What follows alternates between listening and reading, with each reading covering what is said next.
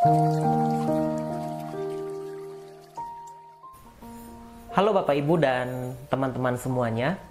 Karena ini adalah program Weekly Challenge, maka sudah sewajarnya bagi saya untuk memberikan challenge, memberikan tantangan bagi setiap kita.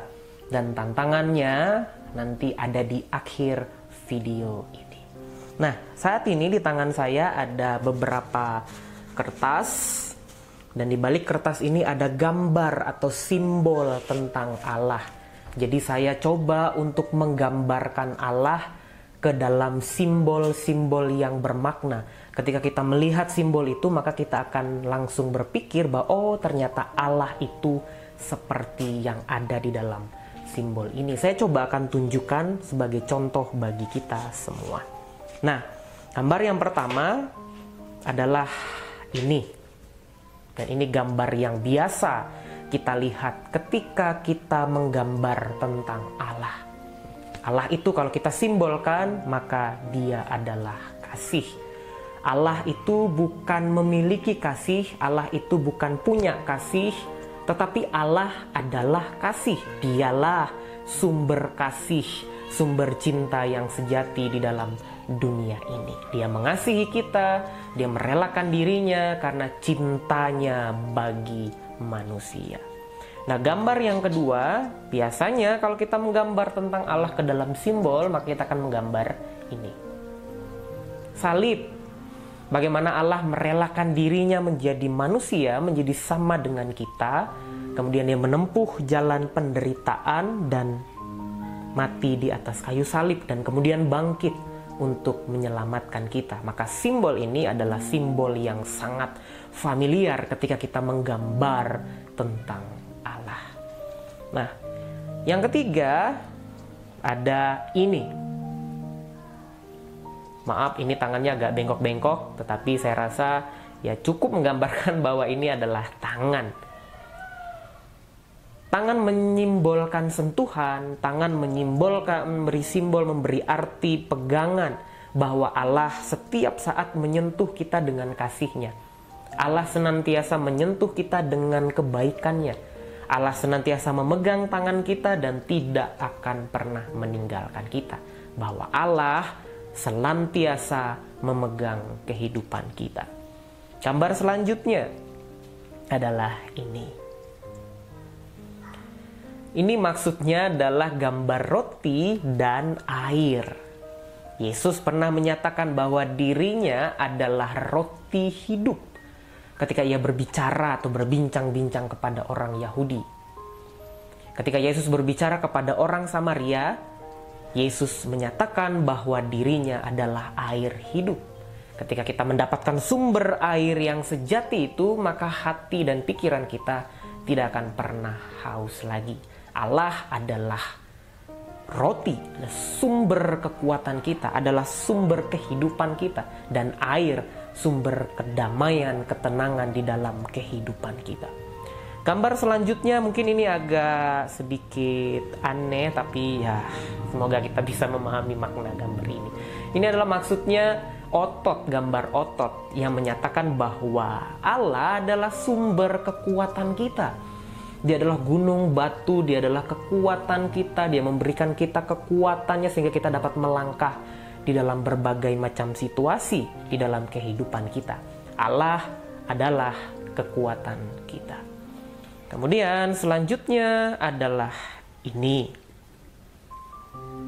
Ini adalah gambar jalan. Allah melalui Yesus mengklaim dirinya adalah satu-satunya jalan. Jalan keselamatan.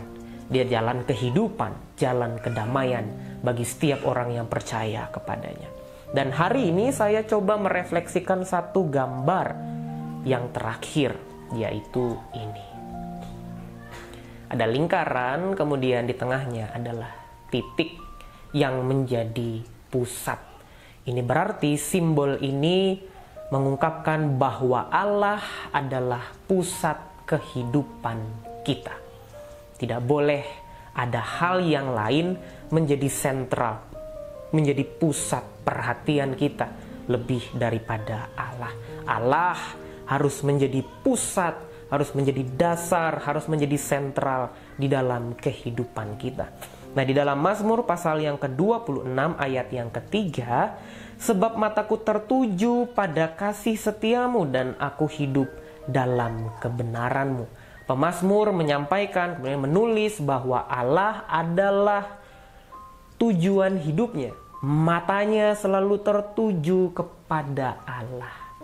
Maka ketika ia mengarahkan pandangannya kepada Allah atau menjadikan Allah sebagai sentral atau pusat kehidupannya, maka ia akan senantiasa berbuat kebenaran. Bayangkan kalau Yesus menjadi pusat kehidupan kita, maka apapun yang kita katakan, kita akan saring dan kita akan bertanya, apakah perkataan ini mencerminkan Kristus? Apakah perkataan ini memuliakan Allah atau tidak? Atau ketika kita ingin berbuat sesuatu atau bekerja atau berkarya membuat sesuatu, kita akan bertanya apakah ini mencerminkan Kristus? Apakah ini memuliakan Allah atau tidak? Sehingga kita akan dimampukan untuk terus-menerus menjalankan firman Allah, menjalankan kebenaran di dalam kehidupan kita.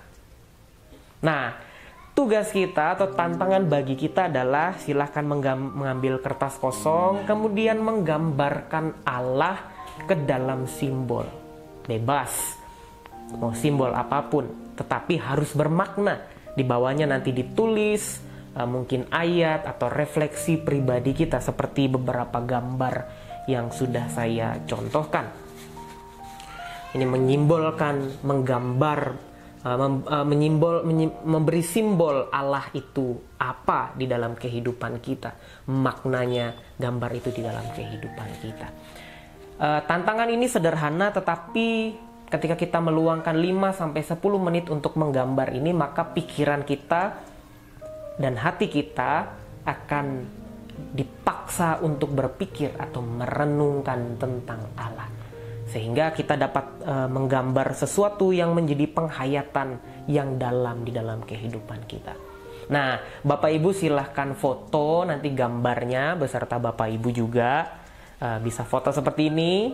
Nanti gambar-gambar itu akan saya upload dan akan saya bahas pada weekly challenge berikutnya. Nah, partisipasi Bapak Ibu sekalian setidaknya membantu kami atau membantu saya untuk membuat video selanjutnya, agar kita semua dapat sama-sama berefleksi dan semakin mendalam pengetahuan kita kepada Allah. Kiranya renungan di hari ini memberikan kekuatan dan semangat bagi kita semua. Silakan berdoa, nanti saya akan tutup dalam doa bersama. Silakan. Mari kita berdoa. Kami bersyukur ya Allah atas kasih dan penyertaan-Mu tidak pernah pudar di dalam kehidupan kami. Ketika kami membuka mata kami di pagi hari, kami merasakan kasih-Mu. Ketika kami hendak memejamkan mata di malam hari untuk beristirahat, kami pun tetap merasakan kasih yang sama yang tidak pernah memudar.